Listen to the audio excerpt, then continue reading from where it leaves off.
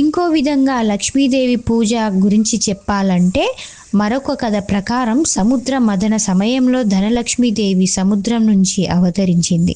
ఆ రోజు లక్ష్మీ పూజ చేసుకుంటే ఆర్థిక సంపద, శాంతి, ఆనందం లభిస్తాయని నమ్మకం.